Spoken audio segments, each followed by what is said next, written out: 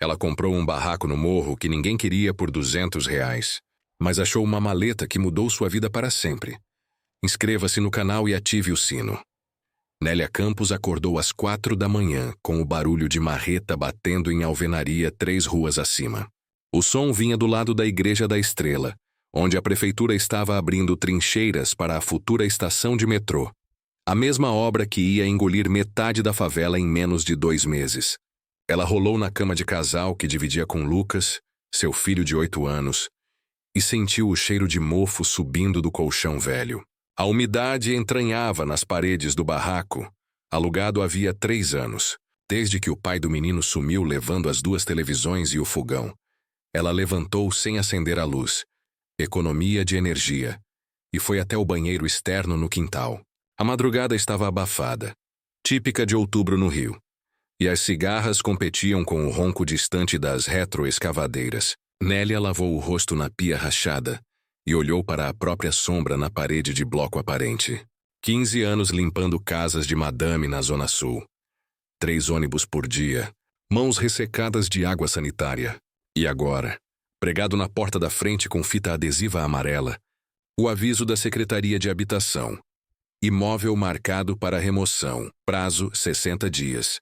Lucas ainda dormia quando ela saiu, deixando R$ 5 em cima da geladeira para o café dele com Dona Zefinha, a vizinha que cuidava do menino até ela voltar à noite. Nélia atravessou a viela principal da favela da Estrela, enquanto o céu clareava devagar, cor de chumbo sujo. Passou pelo bar do Biro, ainda fechado, e viu nos postes de luz os cartazes novos da milícia. Área sob proteção, respeite. Pardal, o chefe local, tinha mandado colar depois que 2 motos de facção rival tentaram entrar na semana passada. Nélia baixou a cabeça e apressou o passo. No ponto de ônibus encontrou Jéssica, auxiliar de cozinha que trabalhava num restaurante no Leblon. As 2 se cumprimentaram em silêncio, cansaço de quem já conhece a rotina. Sentar no fundo, cochilar entre um ponto e outro, acordar no lugar certo por instinto. Nélia encostou a testa na janela e viu a cidade acordando. Padarias acendendo letreiros, garis varrendo calçadas, porteiros de prédio recebendo entregadores. Tudo funcionando como se a favela da Estrela não existisse. Como se 60 dias não fossem arrancar dela o único chão que Lucas conhecia. Ela desceu na Gávea às 6h15 e caminhou 2 quadras até o edifício onde trabalhava às terças e quintas. Dona Márcia, a patroa, estava na varanda do apartamento do 10º andar tomando café com vista para o Cristo Redentor. Nélia entrou pela porta de serviço, vestiu o avental e começou pelos banheiros. Enquanto esfregava o box de vidro, pensava no aviso pregado em casa. 60 dias. 2 meses para achar outro lugar. Mas com que dinheiro? Aluguel na favela já estava caro, e os barracos fora da área de remoção custavam no mínimo R$ 800, fora luz e água. Dona Márcia apareceu na porta do banheiro segurando uma xícara de porcelana. Nélia, pode lavar as cortinas da sala hoje? Vou receber visita amanhã. Nélia concordou com a cabeça, sem parar de esfregar. A patroa ficou parada no batente, olhando para ela com aquela expressão que Nélia conhecia bem. Pena misturada com pressa. Você está bem? Parece cansada. Nélia respondeu que sim, que estava tudo certo. E Dona Márcia voltou para a varanda. 15 anos limpando a mesma casa, e a mulher nunca perguntou o nome do filho dela.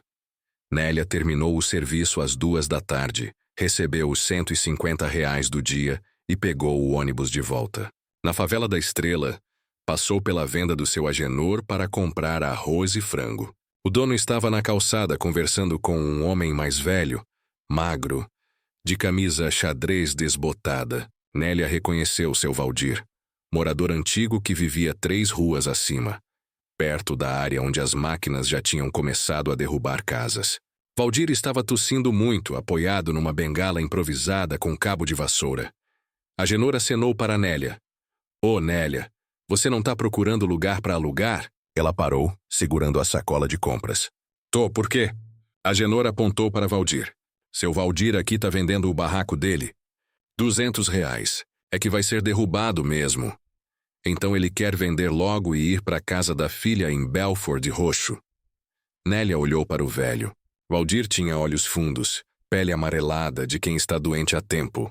Ele tossiu de novo e cuspiu no chão. Eu moro ali desde 72. Casa boa, tijolo, telhado novo. Mas eu não vou durar até a demolição. Prefiro vender barato do que deixar virar pó. Nélia sentiu o coração bater mais rápido. R$ 200. Ela tinha 180 guardados numa lata de biscoito embaixo da cama. Posso ver a casa? Valdir acenou que sim. Os três subiram a viela de paralelepípedo torto, passando por crianças jogando bola com lata de refrigerante e mulheres estendendo roupa em varais improvisados. O barraco de Valdir ficava no final de um beco sem saída, encostado no muro de arrimo que segurava o morro. Era uma construção antiga. Paredes de tijolo aparente, porta de madeira com dobradiças enferrujadas, janelas pequenas protegidas por grades.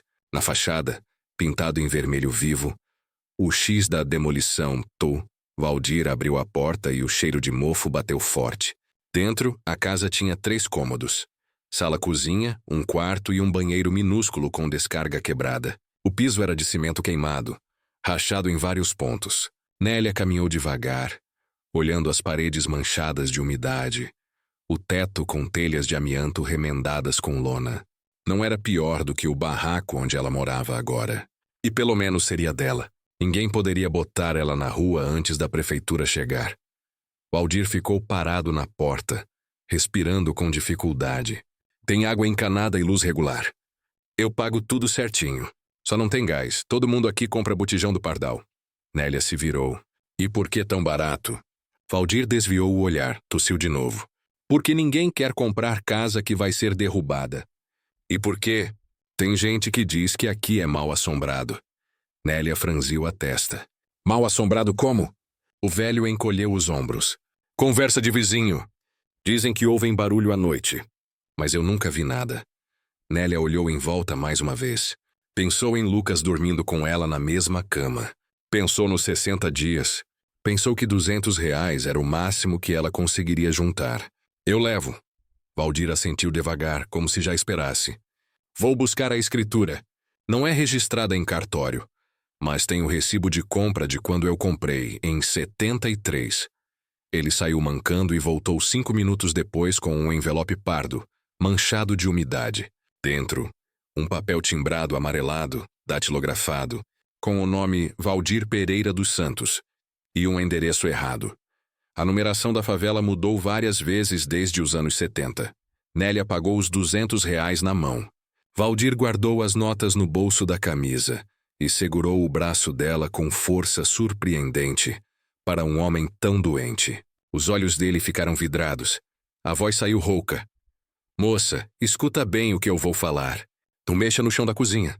Tem coisa enterrada ali que não é para ser mexida. Deixa os mortos em paz. Nélia sentiu um frio na nuca, mas Valdir já estava soltando o braço dela, tossindo de novo, virando as costas. Ele saiu do barraco sem olhar para trás e desceu a viela curvado, apoiado na bengala, como quem carrega um peso invisível. Nélia ficou sozinha na casa vazia. Olhou para o chão da cozinha. Cimento liso, sem marcas visíveis. Deixa os mortos em paz. Ela balançou a cabeça. Devia ser delírio de velho doente. Trancou a porta e desceu para buscar Lucas na casa de Dona Zefinha. Na manhã seguinte, Nélia voltou ao barraco com Lucas e 2 malas de roupa. O menino entrou correndo, explorando os cômodos vazios, arrastando os pés no chão de cimento.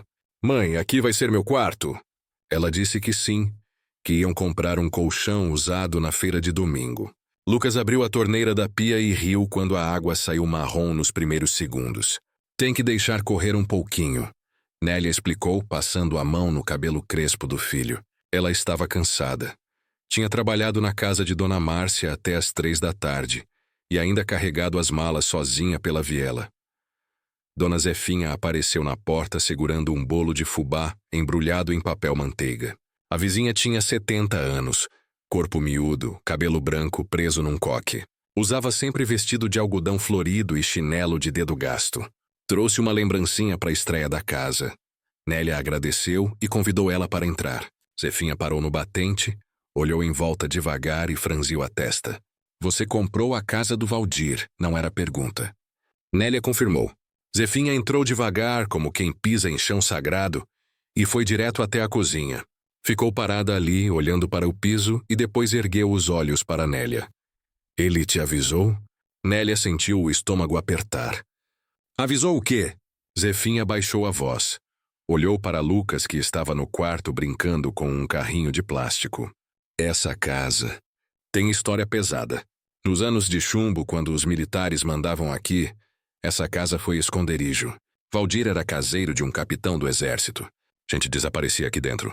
Tem sangue nessa terra. Nélia cruzou os braços. Dona Zefinha, com todo respeito, isso é coisa de antigamente. Eu não acredito em assombração. Zefinha balançou a cabeça. Não é assombração, filha. É pior, é memória. E memória não desaparece só porque a gente quer. A velha se aproximou mais, sussurrou. Valdir nunca mexeu no chão da cozinha, nem para consertar infiltração. Ele sabia que tinha coisa enterrada ali. E se você for esperta, não mexe também. Nélia ia responder, mas Lucas apareceu pedindo água. Zefinha mudou de assunto rapidamente, ofereceu o bolo, ficou mais 10 minutos conversando amenidades e foi embora. Nélia ficou sozinha com o filho, arrumando as roupas em caixotes de feira que serviriam de guarda-roupa temporário. Mas a conversa martelava na cabeça. Tem coisa enterrada ali. 3 dias depois começou a chover forte. Nélia acordou de madrugada com o barulho de goteira na sala. Levantou, colocou uma bacia embaixo e voltou para o colchão. De manhã, a água tinha formado uma poça grande que escorreu até a cozinha. Nélia foi verificar e viu que o piso de cimento próximo à pia estava encharcado, com rachaduras se abrindo. A água infiltrava por baixo, levantando o cimento em alguns pontos. Ela tentou secar com pano, mas a umidade subia rápido. Ia precisar quebrar o chão e refazer a impermeabilização.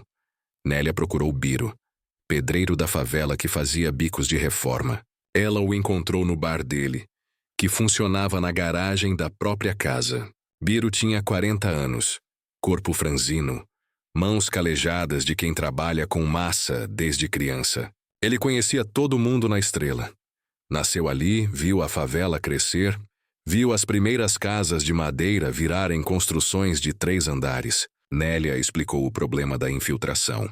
Biro tomou um gole de cerveja e perguntou: É na casa do Valdir? Ela confirmou. Ele fez uma careta. Nélia, desculpa, mas eu não mexo naquela casa. Ela achou que era por causa do preço. Eu pago R$ 50 pelo serviço. Biro balançou a cabeça. Não é questão de dinheiro. É que todo mundo aqui sabe que aquela casa é carregada. Meu tio ajudou o Valdir a construir o piso da cozinha em 74. Disse que cavaram fundo e que Valdir mandou enterrar uma caixa. Meu tio nunca quis falar o que tinha dentro, mas ele saiu de lá benzendo. Nélia suspirou irritada. Então ninguém vai me ajudar porque acreditam em lenda? Biro deu de ombros. Lenda ou não, eu não vou arriscar. Tem pedreiro na Zona Norte, chama um de fora. Nélia voltou para casa frustrada. Lucas estava na escola. Ela o matriculou numa municipal perto da Praça da Bandeira, e ela tinha a tarde livre. Olhou para o chão encharcado da cozinha e tomou uma decisão. Foi até a venda de Agenor, comprou uma pá emprestada e voltou. Trancou a porta, puxou a mesinha de plástico para o lado e começou a cavar. O cimento era fino, quebrou fácil. Embaixo, terra compactada, escura, com cheiro de mofo antigo. Nélia cavou devagar, suando apesar do ventilador ligado. A cada pasada lembrava do aviso de Valdir. Deixa os mortos em paz. Mas ela precisava consertar a infiltração. Não tinha escolha. Cavou uns 30 centímetros e a pá bateu em algo sólido. Some the metal contra metal. Nélia parou. Limpou o suor do rosto e cavou ao redor com as mãos. Sentiu a forma de uma caixa retangular. Não era caixa. Era uma mala. Samsonite marrom, modelo antigo com cadeado enferrujado. Ela puxou a mala para fora, pesada, cheia de terra grudada. Colocou em cima da mesa e ficou olhando. O coração batia rápido. Pegou um martelo velho que tinha encontrado num canto do barraco e bateu no cadeado. 2 pancadas e ele cedeu. Nélia abriu a mala. Dentro, maços e maços de dinheiro. Notas antigas, cor de sépia, com a face de personagens históricos que ela não reconhecia. Cruzeiros estava escrito. Ela pegou um maço, sentiu a textura áspera do papel velho. Tinha que ser milhões. Embaixo do dinheiro, um caderno de capa dura preta, uma pilha de fotos Polaroid desbotadas e um revólver enferrujado. Nélia largou o maço na mesa, respirando rápido. Olhou para a porta trancada, para a janela, como se alguém pudesse estar vendo. Abriu o caderno. Páginas escritas à mão, com letra inclinada, anotações de datas e nomes. 15/08/1961. Valdemar Souza, Praia de Ramos. 032/61. José Carlos Lima, Rio Faria. Lista após lista. 47 nomes no total. Ela não entendia o significado, mas sentia o peso. Pegou uma das fotos. Homens encapuzados. Um deles segurava uma arma. Fundo de parede descascada. Nélia sentiu náusea. Lucas abriu a porta aos gritos. Mãe, terminei a aula mais cedo. Nélia fechou a mala num reflexo e empurrou ela para debaixo da mesa, cobrindo com um pano. Filho, vai lavar as mãos, vou fazer almoço. O menino obedeceu. Nélia ficou parada, segurando a borda da mesa, tentando entender o que tinha acabado de encontrar. Dinheiro velho, nomes, fotos, arma. Tem sangue nessa terra. À tarde, depois de Lucas dormir, Nélia foi até a casa de Dona Zefinha. Bateu na porta baixinho. Zefinha abriu, viu a expressão dela e fez sinal para entrar. Nélia contou tudo em voz baixa. A velha foi ficando pálida. Quando Nélia terminou, Zefinha sentou pesadamente numa cadeira de balanço e cobriu o rosto com as mãos. Então ele guardou mesmo. Eu achei que fosse mentira. Nélia se ajoelhou na frente dela. Dona Zefinha, o que é aquilo? A velha respirou fundo e começou a falar, olhando para o chão. Nos anos 70, essa casa pertencia a um capitão do exército, Moreira. Ele fazia interrogatórios clandestinos. Gente sumia. A gente ouvia gritos à noite, mas ninguém podia fazer nada. Valdir trabalhava para ele, limpava a casa, fazia comida. Quando o regime acabou, Moreira foi embora e deixou Valdir morando lá. Eu sempre desconfiei que Valdir tinha guardado alguma coisa. Prova. Ou pagamento. Nélia sentiu o chão sumir debaixo dos pés. E os nomes no caderno? Zefinha ergueu o rosto, olhos cheios de lágrimas. Lê para mim o primeiro nome. Nélia puxou o caderno da bolsa e leu. Valdemar Souza. Zefinha desabou em choro. Esse era meu irmão. Ele desapareceu em 71. Nunca acharam o corpo. Nélia saiu da casa de Dona Zefinha com as pernas bambas. A noite tinha caído sobre a favela da Estrela, e o silêncio era cortado apenas pelo ronco distante das motos da milícia fazendo ronda. Ela atravessou a viela depressa, olhando para os lados, sentindo o peso da mala escondida debaixo da mesa em casa. Lucas dormia quando ela entrou. Nélia trancou a porta, empurrou um armário na frente e sentou no chão da cozinha, de frente para o buraco que tinha cavado. 47 nomes. 47 pessoas que sumiram. O irmão de Zefinha estava ali, registrado com data e lugar. Nélia abriu o caderno de novo, folheando devagar. As anotações eram metódicas, escritas com letra firme. Nome completo, data, local e, às vezes, observações curtas. Resistiu, neutralizado no local. Transferido para a instalação secundária. Descarte em área rural. Nélia sentia náusea crescendo. Aquilo não era caderno, era inventário de execuções. Ela pegou as fotos Polaroid. 7 no total, todas desbotadas pelo tempo. Homens encapuzados em pé, segurando armas. Fundo de parede descascada. Manchas escuras no chão que podiam ser sangue ou ferrugem. Uma das fotos mostrava a sala onde Nélia estava agora. Ela reconheceu a janela pequena, a disposição das vigas no teto. A casa tinha sido cenário. Seu barraco, comprado por R$ 200, era um túmulo sem corpo.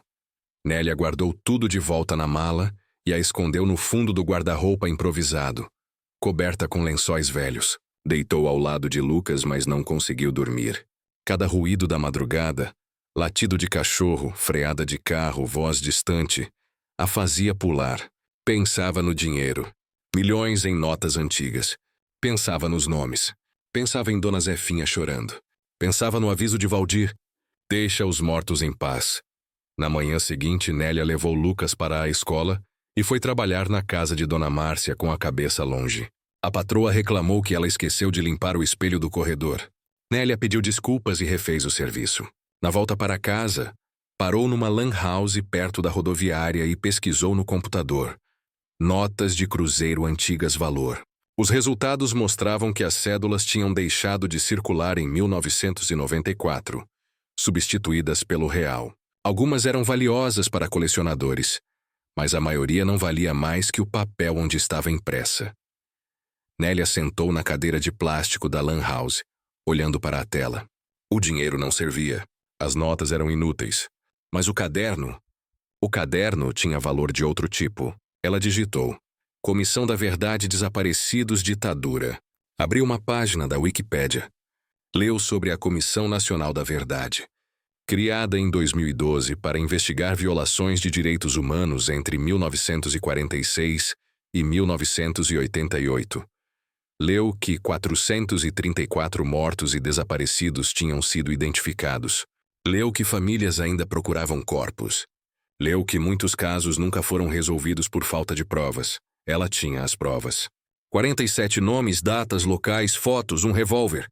E 3 milhões de reais em dinheiro sujo que alguém, em algum momento, tinha enterrado para esconder. Nélia imprimiu 2 páginas sobre a Comissão da Verdade, pagou os R$ 5 da impressão e saiu.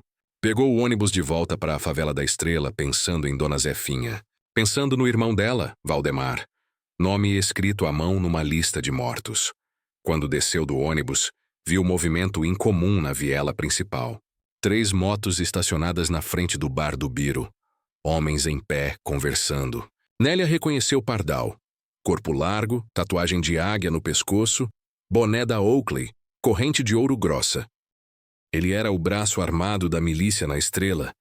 Controlava o gás, a TV pirata, os mototáxis, o pedágio dos comerciantes. Afilhado de alguém importante, dizia o povo. Nunca foi preso apesar das denúncias. Pardal olhou para Nélia quando ela passou. Ela baixou a cabeça e seguiu em frente, mas sentiu o olhar dele grudado nas costas. Entrou em casa, trancou a porta e encostou nela, respirando fundo. Lucas chegou da escola meia hora depois, carregando a mochila rasgada e um desenho de uma casa feito em papel sulfite. Mãe, a professora mandou desenhar onde a gente mora. Desenhei aqui. Nélia olhou o desenho. Um retângulo com janelas e porta, colorido com giz de cera. Uma casa comum, sem história, sem sangue embaixo do chão. À tarde, Biro bateu na porta. Nélia abriu uma fresta. O pedreiro estava suado, nervoso. Nélia, preciso falar contigo. Ela deixou ele entrar. Biro olhou para os lados, viu Lucas brincando no quarto e baixou a voz. Pardal tá perguntando de você. Perguntou se você achou alguma coisa aqui na casa. Eu disse que não sabia de nada, mas ele insistiu. Disse que o fininho cambista lá de Caxias ligou para ele dizendo que uma mulher da Estrela tentou trocar nota velha de cruzeiro. Nélia sentiu o sangue gelar. Tinha ido à casa de câmbio 3 dias antes, tentando trocar um maço de 50 mil cruzeiros. O cambista tinha recusado, mas anotou alguma coisa. Ela achou que fosse só desconfiança, mas ele tinha delatado. Biro continuou. Pardal sabe que você comprou o barraco do Valdir. Ele tá somando 2 mais 2. Você precisa ter cuidado. Nélia segurou o braço de Biro. Porque ele se importa. É só dinheiro velho. Biro balançou a cabeça. Não é só dinheiro. Tem história.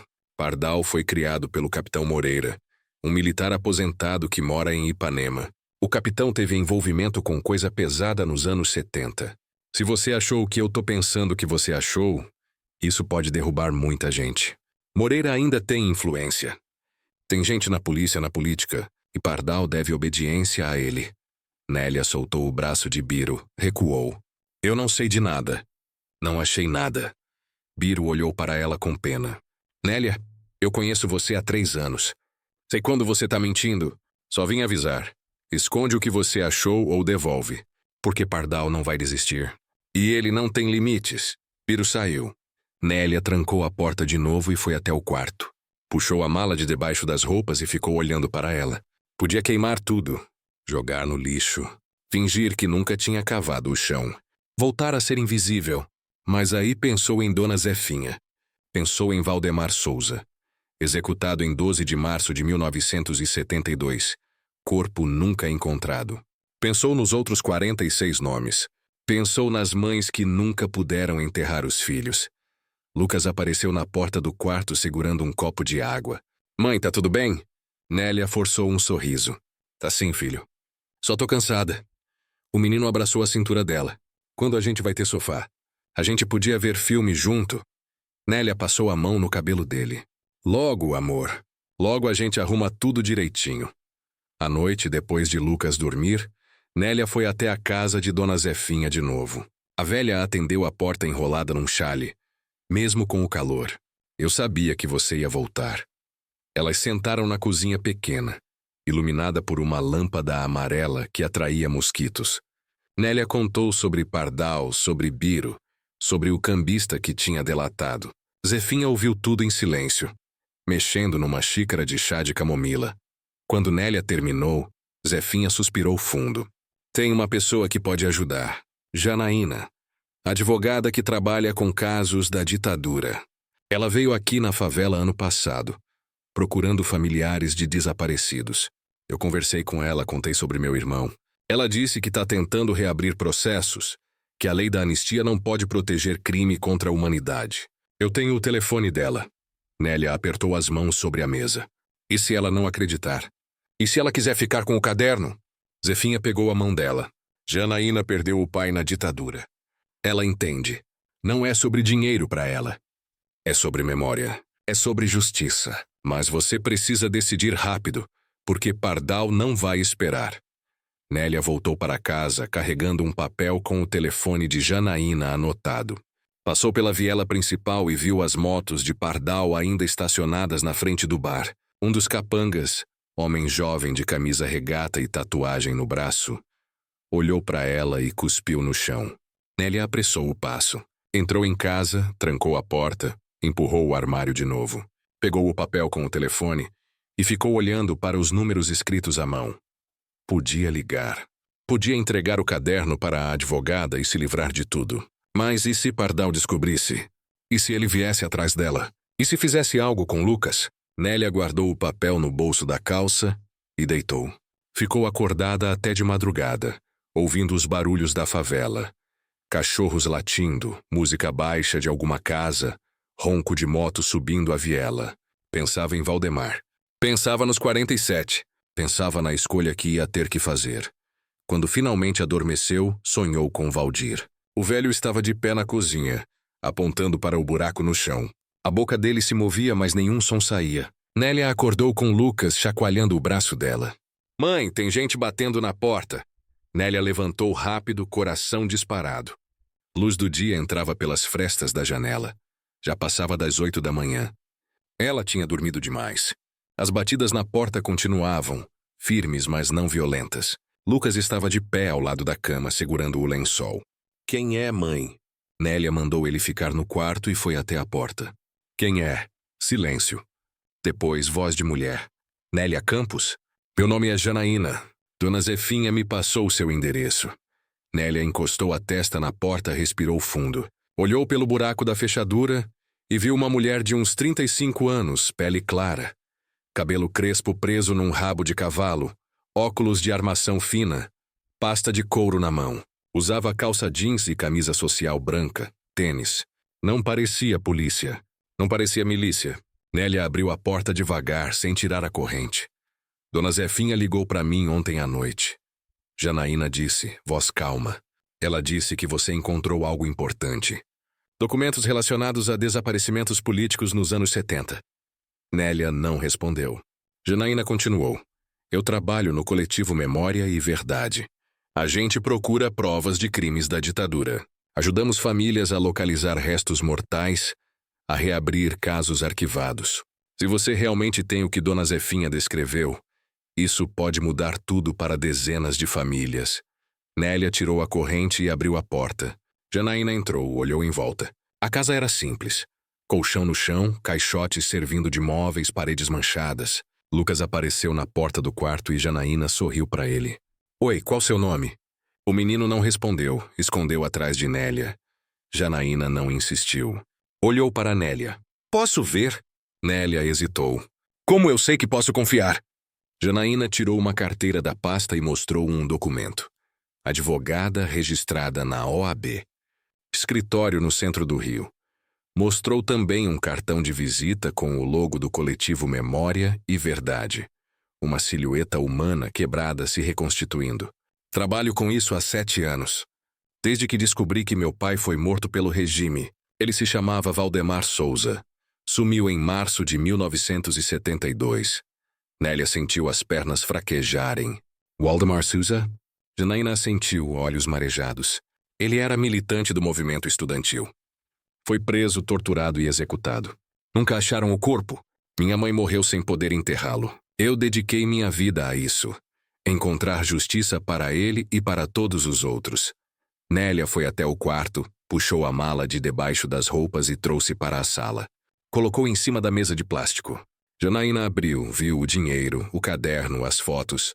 Pegou o caderno com mãos trêmulas e abriu na primeira página. Leu o primeiro nome. Valdemar Souza, 1203-1972, Praia de Ramos. Ela cobriu a boca com a mão, lágrimas escorrendo. Meu Deus é ele. É meu pai. Janaína folheou o caderno inteiro, lendo cada nome, cada data. Fotografou todas as páginas com o celular. Pegou as fotos Polaroid e analisou uma por uma. Pegou o revólver, verificou a numeração raspada. Isso aqui é prova direta de execuções extrajudiciais. Esse caderno pode reabrir 47 casos. As fotos mostram os locais. O revólver pode ser periciado. E esse dinheiro? Ela pegou um maço, examinou. Isso é pagamento. Provavelmente fundo clandestino usado para operações ilegais. O regime pagava agentes da repressão com esse tipo de recurso paralelo. Nélia sentou na cadeira, pernas bambas. O que eu faço agora? Janaína guardou o celular e olhou para ela. Primeiro, a gente tira você e seu filho daqui. Se a milícia sabe que você tem isso, não é seguro ficar. Segundo, a gente formaliza uma denúncia ao Ministério Público Federal. Terceiro, a gente identifica quem enterrou isso aqui. Provavelmente o capitão Moreira que Dona Zefinha mencionou. Ele vai responder. Nélia balançou a cabeça. Eu não posso sair daqui. Eu não tenho para onde ir. E se eu denunciar, a milícia vem atrás. Janaína se aproximou, segurou os ombros dela. Nélia, se você não fizer nada, eles vão achar que você tem algo a esconder e vão vir de qualquer jeito. Mas se você entregar isso ao Ministério Público, você fica protegida. A gente consegue medida protetiva, abrigo temporário. Eu já fiz isso com outras testemunhas. Lucas apareceu de novo, dessa vez segurando o desenho da casa que tinha feito na escola. Mãe, a gente vai sair daqui? Nélia olhou para o filho, para Janaína, para a mala aberta sobre a mesa. Pensou em Valdemar Souza. Pensou em Dona Zefinha esperando 40 anos por uma resposta. Pensou nos outros 46 nomes, outras 46 famílias. Antes que pudesse responder, ouviram o ronco de motos parando na frente da casa. Vozes altas, batidas na porta. Janaína pegou o celular rapidamente e filmou a mala inteira. Todas as páginas do caderno, todas as fotos. Backup, ela sussurrou. Nélia fechou a mala e a empurrou para debaixo da mesa. Jogou um pano por cima. Foi até a porta. Quem é? Abre aí, Nélia. Voz de Pardal. Só quero trocar uma ideia. Nélia olhou para Janaína, que fez sinal para ela abrir. Tirou a corrente e abriu a porta devagar. Pardal estava ali, 2 capangas atrás dele. Olhou para dentro da casa, viu Janaína. Quem é a madame? Janaína se apresentou. Advogada. Vim tratar de assunto particular com minha cliente. Pardal deu um sorriso torto. Cliente, que chique. Ele entrou sem pedir licença, os capangas ficaram na porta. Pardal caminhou pela sala, olhou os caixotes, o colchão no chão, viu Lucas escondido no quarto. Bonitinho o menino. Quantos anos? Nélia sentiu raiva subindo. O que você quer? Pardal encostou na parede, cruzou os braços. Ouvi dizer que você encontrou uma coisa que não é sua. Herança do seu Valdir. Acontece que o falecido tinha dívida com o meu padrinho. Então, tecnicamente, o que está aqui é para pagar essa dívida. Janaína deu um passo à frente. Não existe dívida formalizada. E mesmo que existisse, isso não te dá direito de invadir propriedade privada. Sugiro que você saia antes que eu chame a polícia. Pardal riu. Polícia, aqui. Boa sorte. Ele olhou para Nélia. Você tem 48 horas. Entrega o que achou ou a gente vem buscar. Ele saiu. As motos ronraram e subiram a viela. Nélia trancou a porta e desabou na cadeira. Lucas começou a chorar. Janaína pegou a mala e colocou dentro da própria pasta. Acabou. Você não fica aqui nem mais uma noite. Vou levar vocês para um abrigo seguro e amanhã a gente vai ao Ministério Público. Nélia olhou para o filho, para a casa que tinha comprado com todas as economias, para o buraco aberto no chão da cozinha. Pensou que tinha vindo para cá em busca de um lar e tinha encontrado um cemitério. Pensou que tinha cavado buscando água e tinha desenterrado sangue. Tá bom, ela disse, voz fraca. A gente vai. Janaína ligou para alguém, pediu um carro. Meia hora depois, um Fiat Uno branco parou na viela. Nélia e Lucas entraram com uma mala de roupas cada. Janaína colocou a mala Samsonite no porta-malas. O carro desceu a favela devagar, passando por crianças jogando bola, por mulheres estendendo roupa, por Biro que olhou e desviou o rosto. Dona Zefinha estava na janela. Quando viu Nélia passando, fez o sinal da cruz. O abrigo ficava numa casa simples em Guadalupe, Zona Norte, 2 horas de distância da favela da Estrela. Eram 3 quartos divididos por famílias em situação de risco. Mulheres vítimas de violência doméstica, testemunhas de homicídio, uma ex-funcionária de esquema de lavagem de dinheiro.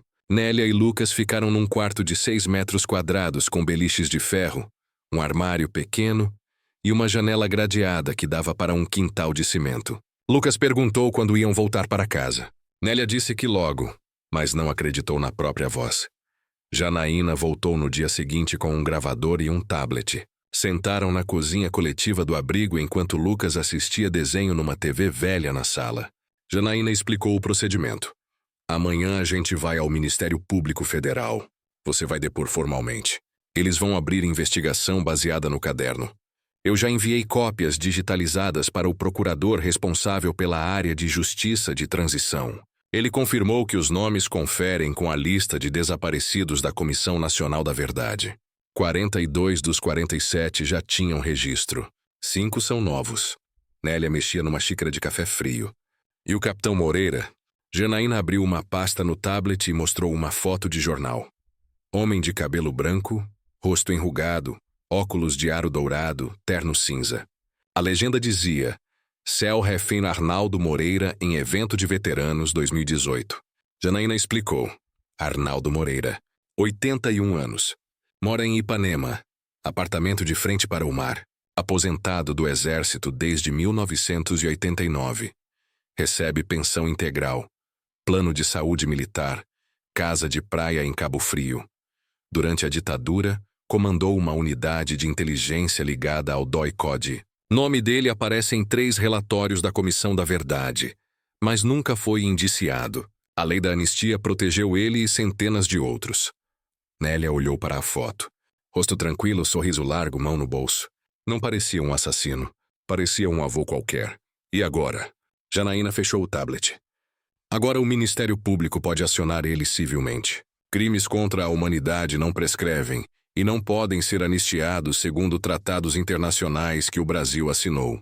A gente não consegue prender ele criminalmente por causa da lei da anistia, que ainda vale aqui, mas pode cassar a aposentadoria, exigir reparação financeira, obrigar reconhecimento público dos crimes. E mais importante, a gente força ele a contar onde estão os corpos. Nélia sentiu um nó na garganta. Dona Zefinha vai poder enterrar o irmão? Janaína assentiu. Se Moreira falar. Se a gente apertar o suficiente. Mas ele tem advogados caros, tem influência e tem Pardal protegendo o legado dele. Nélia se lembrou das motos na porta do barraco, da ameaça. Pardal sabe que eu entreguei o caderno para você? Janaína balançou a cabeça. Ainda não. Mas vai saber. Quando o MPF abrir investigação, o nome de Moreira vai vazar. E Pardal vai somar 2 mais 2. Nélia ficou em silêncio. Lucas apareceu na porta pedindo comida. Ela fez miojo para ele. Sentou ao lado enquanto o menino comia. Janaína continuou. Tem outra coisa que você precisa saber. O dinheiro da mala. A gente rastreou as séries das notas. Eram parte de um fundo paralelo usado pela repressão nos anos 70. Dinheiro de Caixa 2 do governo federal, desviado para pagar agentes que faziam trabalho sujo. Moreira provavelmente enterrou isso como reserva de emergência, caso precisasse fugir. Mas o regime acabou e ele nunca mais voltou para buscar. Nélia olhou para Lucas comendo, alheio a tudo. Então ele vai querer de volta. Janaína concordou. Não o dinheiro em si, as notas não valem mais nada. Mas o caderno sim. As fotos sim. Porque são prova direta. E prova direta pode derrubar não só Moreira, mas toda a rede de proteção que ele construiu nos últimos 40 anos. Naquela noite, Nélia não conseguiu dormir. Lucas roncava no beliche de cima. Ela ficou olhando para o teto rachado, pensando em Valdemar Souza, pensando em Dona Zefinha, pensando nos outros 46 nomes, pensando que tinha comprado um barraco por R$ 200 e tinha desenterrado uma guerra. Na manhã seguinte, Janaína chegou cedo com roupas limpas para Nélia, calça social, blusa branca, sapato fechado. Pro depoimento. Precisa estar apresentável. Nélia vestiu as roupas no banheiro coletivo. Olhou para o próprio reflexo no espelho embaçado. Não se reconheceu. Parecia outra pessoa. Parecia alguém que importava. Foram de Uber até o prédio do Ministério Público Federal no centro. Prédio alto, vidro espelhado, segurança na porta. Nélia nunca tinha entrado num lugar assim. Subiu com Janaína até o 10º andar. Sala do Dr. Renato Almeida, procurador responsável pela área de justiça de transição. O homem tinha uns 50 anos, careca, barba grisalha, óculos redondos. Apertou a mão de Nélia com firmeza. Obrigado por vir. Sei que não é fácil. Sentaram numa sala de reunião com gravador sobre a mesa e uma bandeira do Brasil pendurada na parede. Dr. Renato abriu um laptop e começou a fazer perguntas. Nome completo, endereço, profissão, como encontrou a mala, o que fez depois. Nélia respondeu tudo.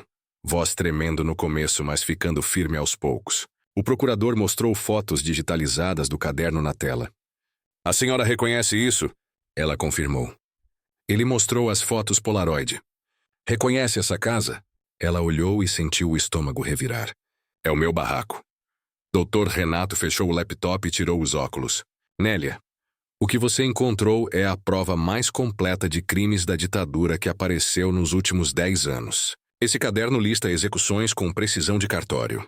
As fotos mostram os locais. O revólver pode ser periciado e conectado a casos específicos. E o dinheiro, embora sem valor monetário hoje, prova financiamento ilegal de operações clandestinas. Com isso, a gente pode processar Moreira civilmente, caçar benefícios, exigir reparação e, mais importante, obrigar ele a revelar onde os corpos foram descartados. Nélia sentiu lágrimas queimarem os olhos. E eu, o que acontece comigo? Dr. Renato colocou os óculos de volta.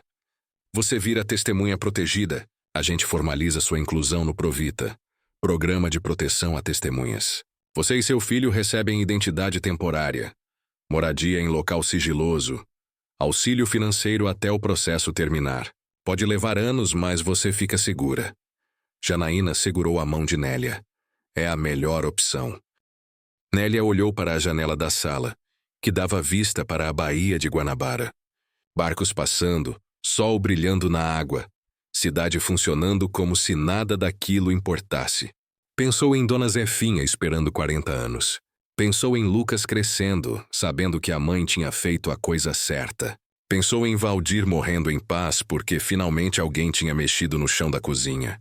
Tá bom, ela disse. Eu fico. Dr. Renato sorriu. Ótimo. Vou redigir a denúncia hoje mesmo. Em 72 horas a investigação formal começa. Moreira vai ser notificado. E a imprensa vai saber. Nélia assinou os documentos. Saíram do prédio e pegaram outro Uber de volta para o abrigo. No caminho, Janaína recebeu uma ligação. Atendeu, ficou em silêncio ouvindo. Depois desligou com o rosto pálido. Era o Biro. Ele disse que a milícia queimou seu barraco. Ontem à noite. Disseram que foi acidente, botijão de gás. Mas todo mundo sabe que foi pardal.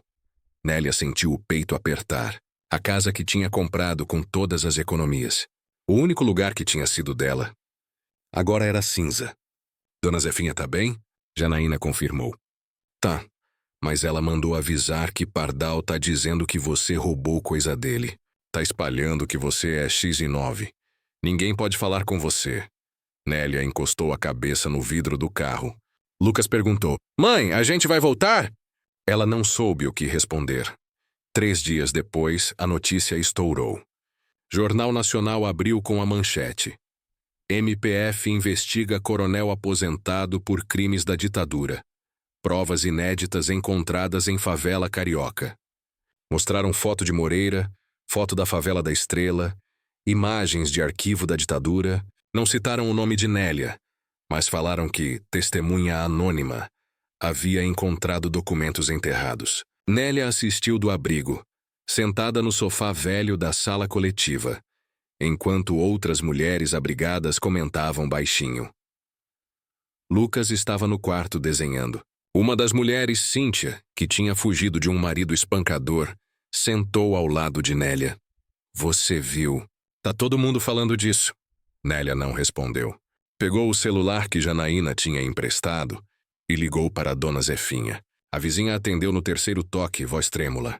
Nélia, minha filha, que alívio ouvir você. Eu vi no jornal. Eu chorei a noite inteira. Meu irmão. Finalmente vão procurar meu irmão. Nélia sentiu um calor no peito. Dona Zefinha, eles vão encontrar. O procurador prometeu. Zefinha fungou. Eu sei, mas tem outra coisa. Pardal tá furioso. Veio aqui ontem perguntando de você. Eu disse que não sei de nada. Ele me xingou, disse que eu sou cúmplice. Quebrou minha janela. Nélia, eu tô com medo. Nélia apertou o telefone. A senhora quer que eu peça proteção para a senhora também? Zefinha suspirou. Não, filha. Eu sou velha. Já vivi minha vida. Mas você tem um menino. Não volta pra cá. Fica longe. Deixa o tempo passar. Ela desligou antes que Nélia pudesse responder.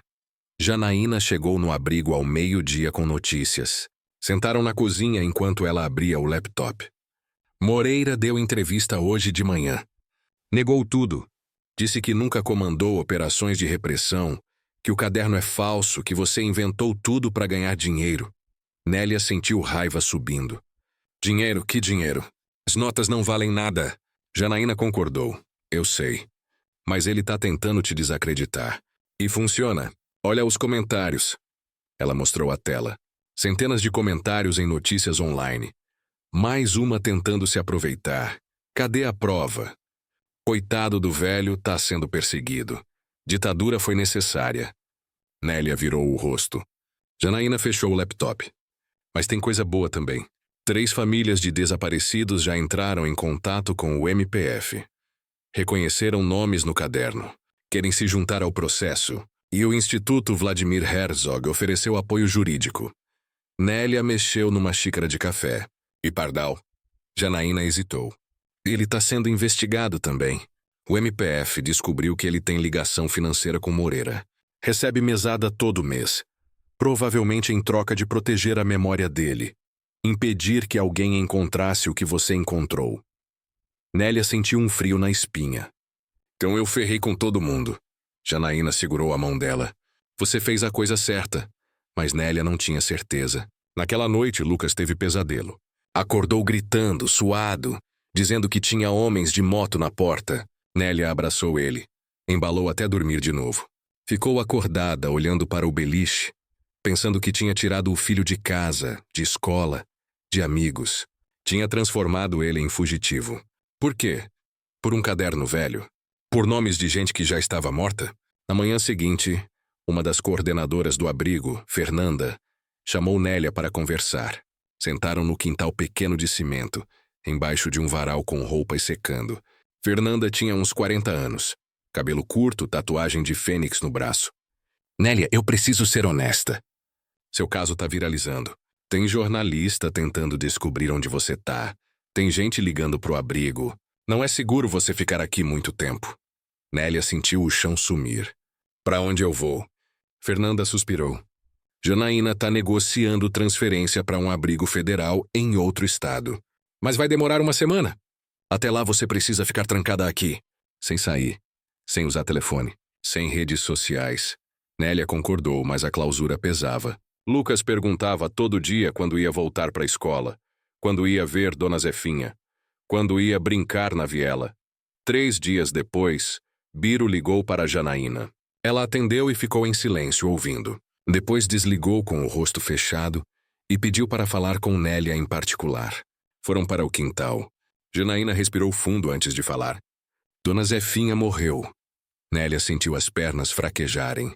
Como? Janaína segurou os ombros dela. Ataque cardíaco. Pelo menos foi o que o laudo disse. Mas Biro acha que foi provocado. Ele disse que Pardal tinha voltado na casa dela ontem, que os vizinhos ouviram gritaria. Nélia desabou. Sentou no chão de cimento, abraçou os joelhos e chorou. Chorou por Zefinha, chorou por Valdemar, chorou por Lucas, chorou por ela mesma. Janaína se ajoelhou ao lado. Nélia, escuta. O MPF vai investigar. Se foi provocado, Pardal vai responder. Nélia ergueu o rosto, olhos vermelhos. Não vai. Você sabe que não vai. Ele é intocável. Eu matei Dona Zefinha. Se eu não tivesse mexido naquela porra de mala, ela estaria viva. Janaína balançou a cabeça. Não foi você. Foi o sistema que protegeu Moreira por 40 anos. Foi a impunidade. Foi o silêncio. Mas Nélia não ouvia. Levantou e foi para o quarto. Trancou a porta e deitou no beliche de baixo. Lucas entrou perguntando o que tinha acontecido. Ela disse que Dona Zefinha tinha ido embora. O menino perguntou para onde. Nélia não soube responder. Naquela noite, Nélia pensou em desistir. Pensou em ligar para o Dr. Renato e dizer que tinha mentido, que o caderno era falso, que tinha inventado tudo. Pensou em voltar para a favela da Estrela e pedir perdão a Pardal. Pensou em sumir com Lucas, ir para outro estado, mudar de nome e esquecer tudo. Mas aí lembrou da voz de Zefinha no telefone. Finalmente vão procurar meu irmão. De madrugada, uma batida forte na porta do abrigo. Nélia acordou assustada. Ouviu vozes alteradas lá embaixo, passos subindo a escada. Fernanda apareceu na porta do quarto apressada. Nélia, se arruma. Você e Lucas vão ser transferidos agora. Nélia levantou tonta. Agora? Para onde? Fernanda jogou uma mochila vazia. Joga o que você tem aí dentro. Tem um carro esperando. Nélia acordou Lucas, vestiu ele ainda sonolento e enfiou roupas na mochila. Desceram. Na porta do abrigo, um carro preto com vidros fumê. Um homem de terno abriu a porta traseira. Rápido. Nélia e Lucas entraram. O carro saiu em alta velocidade. Nélia olhou para trás e viu outra moto chegando na rua do abrigo. Coração disparou. Quem era aquilo? O motorista não respondeu. Seguiu pela Avenida Brasil em silêncio, madrugada vazia, postes de luz piscando. 20 minutos depois, pararam num prédio baixo em Bangu. Nélia e Lucas foram levados para um apartamento no 3º andar. 2 salas, cozinha, banheiro. Janelas com grades. O homem de terno se identificou. Agente federal. Vocês ficam aqui até segunda ordem. Não abram para ninguém. Ele saiu e trancou a porta por fora. Nélia ouviu a chave girando e sentiu o pânico subir. Lucas começou a chorar. Mãe, eu quero ir embora. Eu quero ir para casa. Nélia abraçou ele e chorou junto. Não tinha mais casa. Não tinha mais Dona Zefinha. Não tinha mais nada. Só tinha um caderno com 47 nomes e uma culpa que pesava mais que qualquer mala enterrada. Nélia e Lucas ficaram trancados naquele apartamento em Bangu por 9 dias. Comida chegava pela manhã, deixada na porta por alguém que batia 3 vezes e sumia. Nélia não via ninguém. O telefone que Janaína tinha dado não tinha sinal. A televisão só pegava 2 canais, um de novela antiga e outro religioso. Lucas desenhava no chão com giz de cera que ela encontrou numa gaveta. Desenhava casas, sempre casas. Nélia olhava os desenhos e sentia uma dor física no peito. No 10º dia, Janaína finalmente apareceu. Bateu a senha. 3 batidas rápidas, 2 lentas e Nélia abriu. A advogada entrou com uma pasta debaixo do braço e o rosto cansado. Sentaram na cozinha. Lucas ficou na sala assistindo o desenho. Janaína pôs a pasta sobre a mesa e suspirou. Nélia, eu tenho notícias boas e ruins. As ruins primeiro. Dona Zefinha tinha sido enterrada sem velório. Pedido da sobrinha que morava em São Gonçalo. Pardal estava foragido. Sumiu depois que a Polícia Federal abriu investigação contra ele por associação criminosa extorsão e ameaça à testemunha. Moreira tinha dado outra entrevista negando tudo, dizendo que o caderno era montagem comunista, que Nélia era oportunista treinada por ONGs internacionais. Metade dos comentários online acreditava nele. As boas. O MPF tinha confirmado a autenticidade do caderno através de perícia grafotécnica e datação do papel.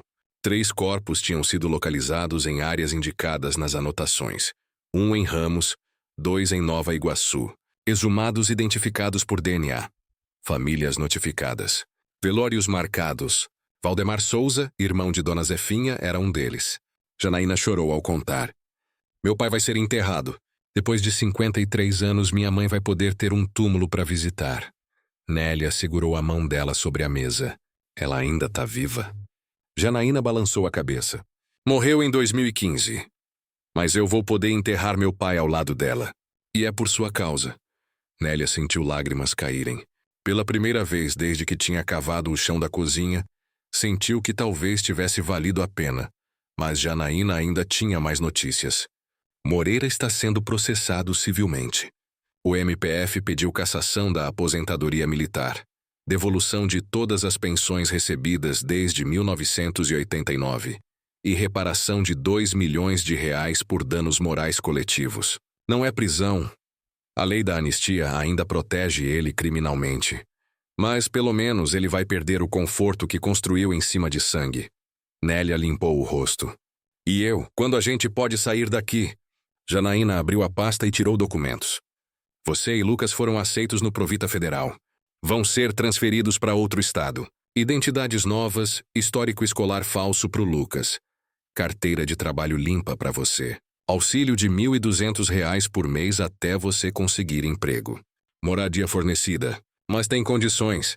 Nélia leu os documentos. Não podia voltar para o Rio pelos próximos 3 anos. Não podia entrar em contato com ninguém da vida antiga sem autorização prévia. Não podia usar redes sociais com o nome verdadeiro. Não podia falar do caso para ninguém. Se descumprisse, perdia a proteção. É prisão, Nélia disse, voz amarga. Janaína balançou a cabeça. É sobrevivência. Pardal ainda está solto.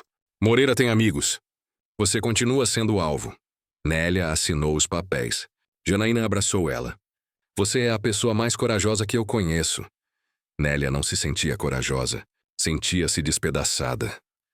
3 dias depois, um agente federal veio buscar Nélia e Lucas de madrugada. Entraram num carro com vidros fumês e rodaram por horas. Quando finalmente pararam, estavam em Juiz de Fora, interior de Minas Gerais. Apartamento pequeno num conjunto habitacional popular, 2 quartos, cozinha americana, banheiro com chuveiro elétrico. As janelas davam para um pátio onde crianças jogavam futebol. Lucas olhou pela janela e sorriu pela primeira vez em semanas. Tem criança, mãe. Nélia recebeu os documentos novos. Agora se chamava Regina da Silva.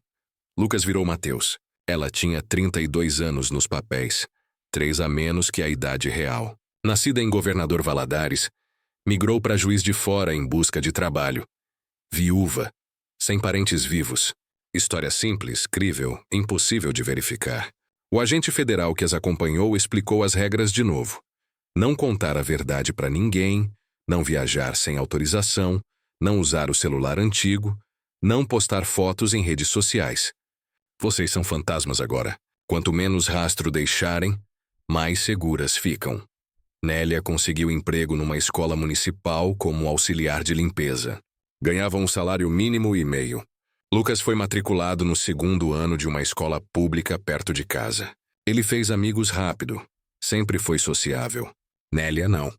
Conversava o mínimo nas reuniões de pais, no mercado, no ponto de ônibus. Tinha medo de que alguém percebesse a mentira, de que um sotaque, uma referência, uma palavra errada a delatasse.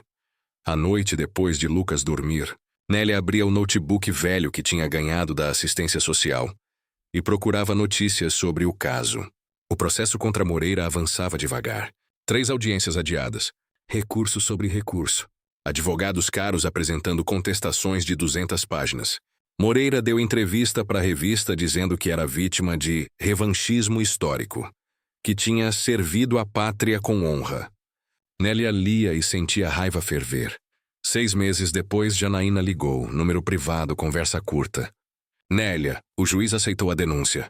Moreira vai ser julgado. Preciso que você volte para o Rio para depor presencialmente. Só por 2 dias. A gente garante escolta. Nélia hesitou. Lucas já estava adaptado à escola. Tinha amigos, tinha rotina. Voltar para o Rio era arriscar tudo. Mas Janaína insistiu. Sem seu depoimento ao vivo, o processo pode ser engavetado. Moreira está apostando nisso, que você tenha medo de aparecer.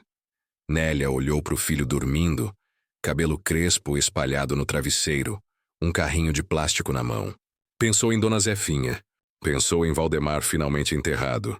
Pensou nos outros 46. Eu vou. Voltou ao Rio 2 semanas depois, escoltada por 2 agentes federais. Entraram no fórum do centro pela garagem subterrânea. Nélia subiu direto para a sala de audiências, 3º andar. Janaína a esperava na porta. Abraçaram. Ele tá lá dentro, Janaína sussurrou, apontando para a sala. Nélia sentiu o estômago revirar. Ia ver Moreira pela primeira vez. A sala era pequena. Paredes bege, mesa comprida, bandeira do Brasil. O juiz, homem de uns 60 anos, cabelo grisalho, óculos de grau, sentado na cabeceira. Do outro lado, Arnaldo Moreira, 81 anos. Terno azul marinho bem cortado. Gravata de seda. Cabelo branco penteado para trás. Mãos manchadas de velhice cruzadas sobre a mesa. Olhos claros, expressão tranquila. Ao lado dele, 3 advogados de terno preto. Nélia sentou na cadeira de frente para ele. Moreira a olhou sem emoção, como quem olha para uma mosca. O juiz começou. Senhora Nélia Campos, a senhora está ciente de que este depoimento será gravado e poderá ser usado como prova neste processo? Nélia confirmou, voz firme apesar do tremor nas mãos. O juiz pediu que ela contasse, com suas próprias palavras, como encontrou a mala. Nélia contou tudo. A compra do barraco, o aviso de Valdir, a infiltração no chão, a mala Samsonite enterrada, o dinheiro velho, o caderno com 47 nomes, as fotos, o revólver, o reconhecimento do nome de Valdemar Souza por Dona Zefinha, a ligação para Janaína, a ameaça de Pardal, a fuga, o medo, a morte de Zefinha, a vida em exílio. Moreira ouvia em silêncio, rosto impassível. Quando Nélia terminou, um dos advogados dele se levantou. Senhora Nélia, a senhora tem antecedentes criminais? Nélia franziu a testa. Não. O advogado continuou.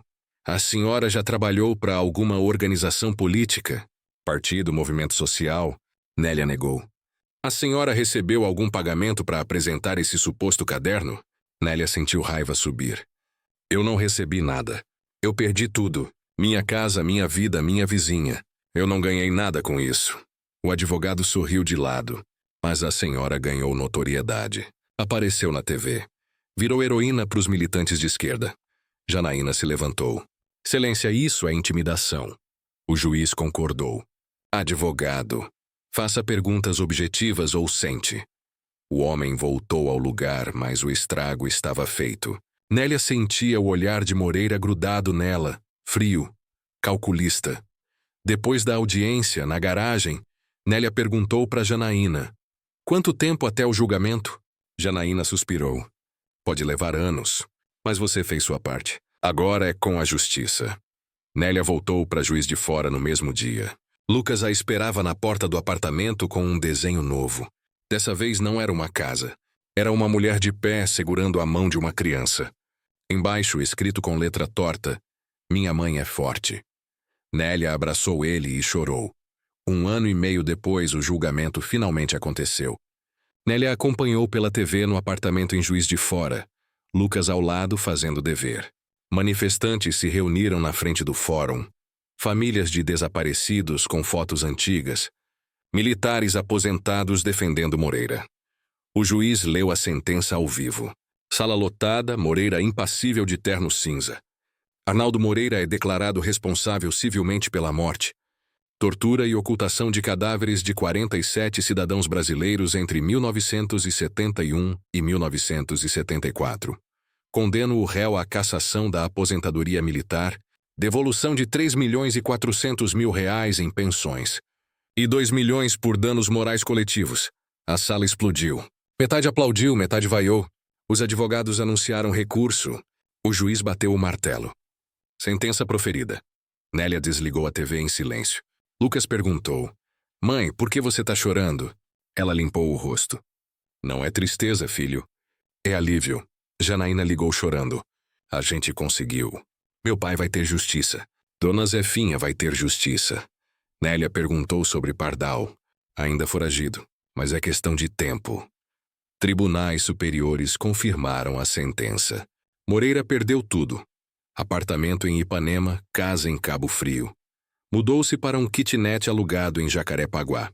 Nélia viu fotos dele saindo com sacolas de mercado, curvado, diminuído.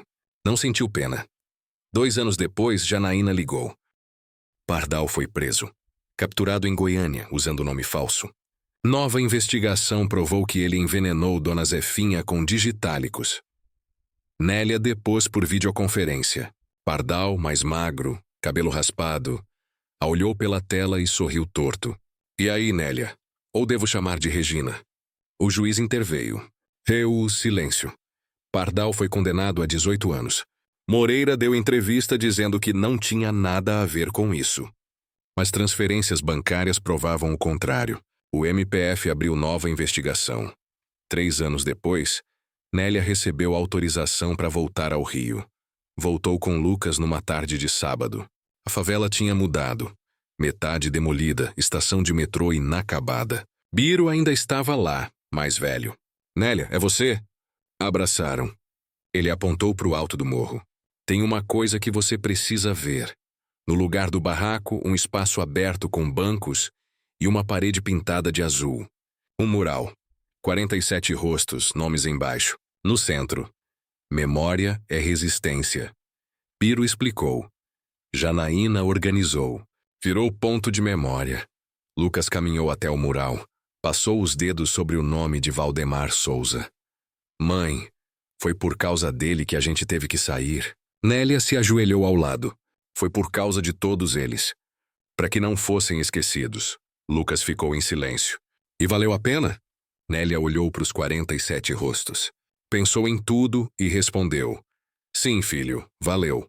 Nélia voltou ao mural todos os dias daquela semana. Levava cravos brancos, flores da resistência que Dona Zefinha gostava. Outros moradores vinham. Acendiam velas, deixavam bilhetes. Uma senhora trouxe foto do filho, José Carlos Lima, do caderno, e abraçou Nélia chorando. Obrigada por não deixar ele virar esquecido. Janaína levou Nélia ao escritório do coletivo Memória e Verdade. Sala pequena, 3 mesas, pilhas de processos, quadro com fotos de desaparecidos. A equipe aplaudiu quando ela entrou. Janaína mostrou uma pasta grossa. 47 famílias receberam certidões retificadas. O Estado reconhece oficialmente que foram execuções. Isso abre caminho para reparação. Naquela tarde, uma mulher de 60 anos entrou. Cabelo grisalho, mãos trêmulas. Meu marido desapareceu em 1973. Será que o nome dele tá ali? Chamava-se Teresa. O marido, Antônio Ferreira, metalúrgico, preso em março de 1973. Nélia abriu o arquivo. Lá estava. Antônio Ferreira, 2803-1973, Rio Faria. Teresa leu e desabou em choro. Janaína explicou o processo. Pode demorar. Mas a gente não desiste. Teresa segurou as mãos das duas. Eu esperei 52 anos. Posso esperar mais um pouco. Nélia voltou à Zona Norte à tarde. Sentou no banco de concreto em frente ao mural. Uma menina de 10 anos parou, uniforme de escola. Moça, quem eram essas pessoas? Nélia sorriu. Eram pessoas que lutaram por um Brasil melhor. Que foram mortas por isso, mas não foram esquecidas. E quem lembra deles? Nélia levantou. A gente. Você, eu, todo mundo que lê esses nomes. Enquanto alguém lembrar, eles não morrem de verdade. À noite, Lucas a esperava com o jantar pronto. Macarrão que aprendeu a fazer. Comeram, conversaram.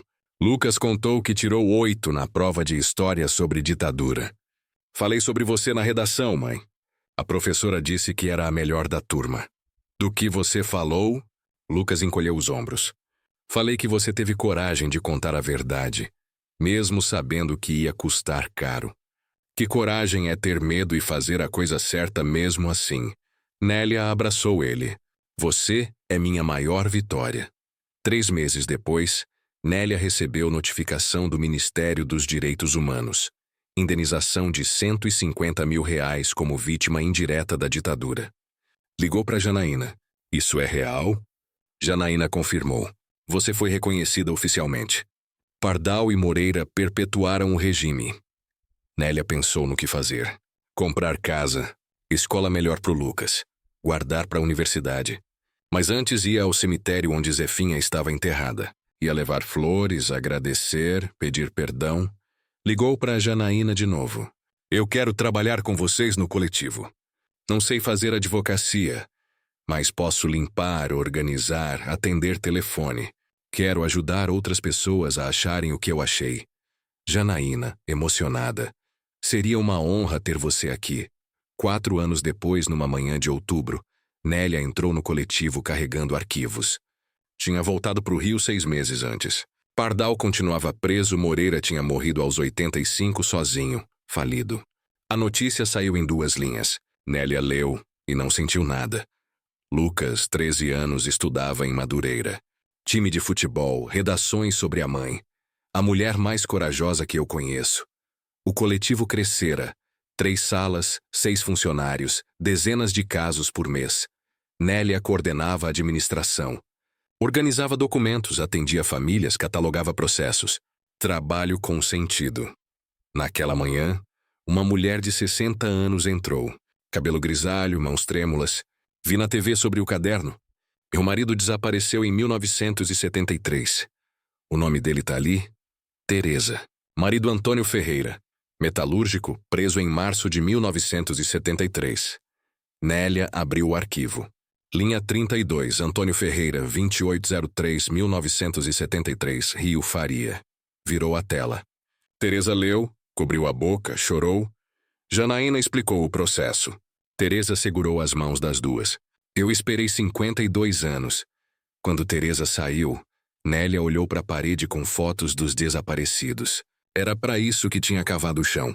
Para que Teresa enterrasse o marido. Para que ninguém vivesse 50 anos sem resposta. À tarde, pegou o ônibus para a Zona Norte. O mural tinha crescido. 2 paredes, 83 rostos. Valdemar Souza sorria numa foto antiga. Plaquinha nova. Encontrado em 2021. Enterrado com dignidade em 2022. Irmão de Zefinha Santos. Uma menina de 10 anos parou, uniforme de escola. Moça, quem eram essas pessoas? Nélia sorriu. Eram pessoas que lutaram por um Brasil melhor. Foram mortas por isso, mas não foram esquecidas. E quem lembra deles? Nélia levantou. A gente. Enquanto alguém lembrar, eles não morrem de verdade. A menina assentiu e continuou. Nélia ficou até o sol descer. Passou a mão sobre o nome de Valdemar. O buraco no chão da cozinha, de onde tudo começou, agora era a base do memorial. Selado. Nunca esquecido. Lucas a esperava com o jantar pronto. Comeram, conversaram. Lucas contou sobre a prova de história. Ditadura militar. Falei sobre você na redação, mãe. Era a melhor da turma. Do que você falou? Lucas encolheu os ombros. Que coragem é ter medo e fazer a coisa certa mesmo assim. Nélia abraçou ele e chorou. À noite na varanda, olhou a cidade. Luzes, barulho, vida. Pensou em Zefinha, Valdir, Valdemar, nos 46 em Teresa. Pensou nela mesma. A mulher que comprou um barraco por R$ 200 e achou uma mala com milhões enterrada. Que podia ter ficado quieta, mas escolheu falar. A verdadeira riqueza estava no que tinha ousado entregar para libertar outros. Ela não era mais invisível. Era memória viva. 10 anos depois, o Memorial da Favela da Estrela foi reconhecido Patrimônio Cultural e Material do Rio. Centenas de pessoas na cerimônia. Famílias, ativistas, estudantes, moradores. Nélia, 45 anos, ao lado de Lucas, cursando Direito em universidade pública. Janaína discursou. Falou sobre Nélia. Essa mulher provou que não importa onde você nasce. Importa o que você faz quando encontra a verdade. Pediram que Nélia falasse. Subiu, olhou para a multidão, para o mural com 83 rostos. Respirou fundo. Eu não sou heroína. Sou só uma mulher que cavou um buraco procurando consertar infiltração. Mas o que achei não era meu. Era de todo mundo. Era a memória que tentaram apagar. E memória é ferramenta do futuro. É ela que nos impede de repetir os erros. Desceu. A multidão aplaudiu. Ali, naquele chão que foi barraco condenado, agora era monumento à resistência. Prova de que nenhuma verdade fica enterrada para sempre. Sempre haverá alguém corajoso o suficiente para cavar.